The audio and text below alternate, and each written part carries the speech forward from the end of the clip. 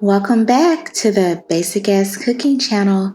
Today we're going to make a kale and spinach salad. And look how beautiful this is. I know you need to eat something other than Cheetos or chicken nuggets. So I'm going to show you how to make something.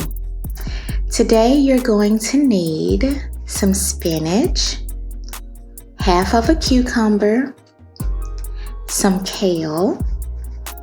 I have curly kale, I think it's called. I'm also going to use some goat cheese, but if you don't have any goat cheese, you can also use just some Parmesan to sprinkle on top. Or you can use both, I'm not going to judge you.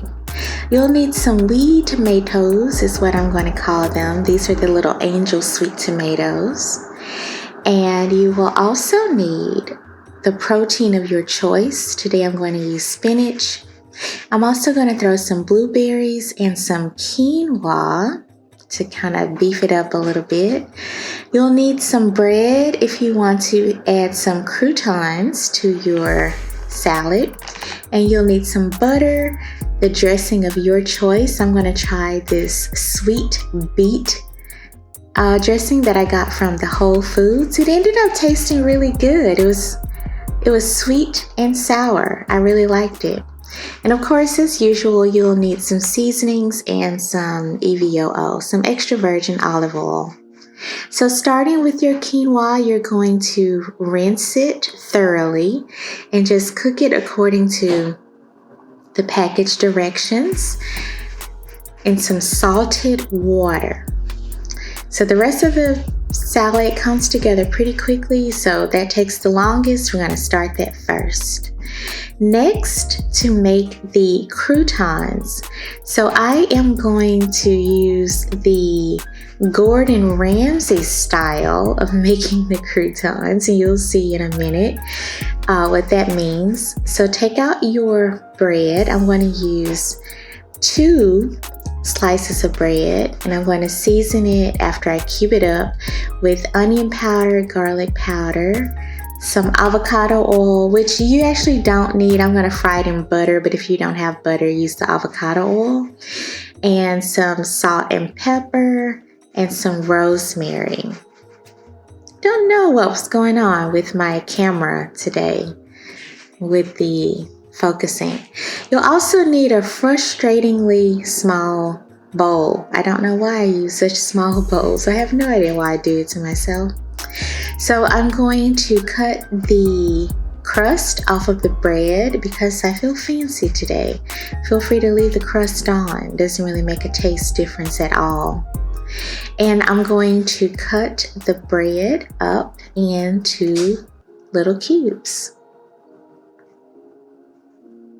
And because my bowl is so small, I'm going to season my croutons in 2 steps basically. So just use a bigger bowl and just do it in one go. This made no sense for me to do it this way. So just make sure everything is seasoned, no matter the size of your bowl. And then also I added the rosemary at the end because I honestly kind of forgot about it.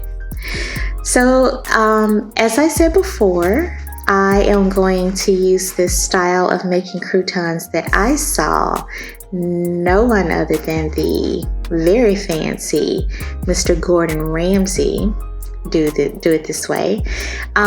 So he just fried his in butter. He didn't bake them. He did it all stovetop, and I was like, what? Okay, that's a way to do it. So I'm going to try it that way. So all you have to do is very simple, and it's actually a bit faster than doing it baking them, but you can do it either way that you want to. So just put about a tablespoon of butter into a pan, let it melt over medium high heat, and just fry them up. My out of focus camera is trying to show you that you just let them get brown. So I fried mine a little bit past this point. If you don't have a spatula for some reason, you can also just flip the bread around in the pan like that. The next thing you will do after your croutons are all fried and brown to your liking is to season your fish kind of with a heavy hand, as my mother says, and cook it. I'm starting with the skin side down, and you just cook it until your desired doneness. People like their salmon in different ways. I like mine kind of medium, so I cooked it until it was done. The next thing is, at this point, your quinoa is probably done. I think my quinoa took about 10 minutes to cook. So I took it out of I drained the water away, and now I'm going to add some olive oil. You can also use avocado oil or even no oil. And I'm going to season it with salt, pepper, garlic powder, and onion powder. So boom, onion powder. There it goes. Just a little bit. You don't want it to be too overdone. Garlic powder. Stir it all up. And as you can see, it is still piping hot. And you want it that way. So season it while it's still warm, so all of your seasonings can kind of melt and join together. Make a nice little family within the quinoa. Stir it up very well. Sit it to the side. You'll need it in just a moment. So the next thing I'm going to do is trim the kale. The stem of the kale is usually kind of fibrous and tough to chew, but if you want to use the stem, feel free to do that. I trimmed the leafy part off of the stem, and now I'm going to chop it up finely. So chop, chop, chop. I'm doing this to make the salad a little bit easier to eat. So now I'm going to add my warm quinoa on top of the kale. This helps the kale to just wilt a tiny bit. Kale is very strong and fights back against any heat, really, but it helps a little bit with that. Next, I'm going to chop up my tiny little tomatoes and a half of a cucumber. Or use the whole cucumber if you want to. I'm just going to use the half today. This is going to be a giant salad, as you will see right now. So the last thing to do is just to assemble the salad. Everything is done. You can have this really beautiful salad to eat in basically under 20 minutes. It's just a lot of chopping. And then you just cook your salmon. And it's done. It's amazing and it's beautiful. Wait until you see it again. Here I'm adding my goat cheese, just a little bit.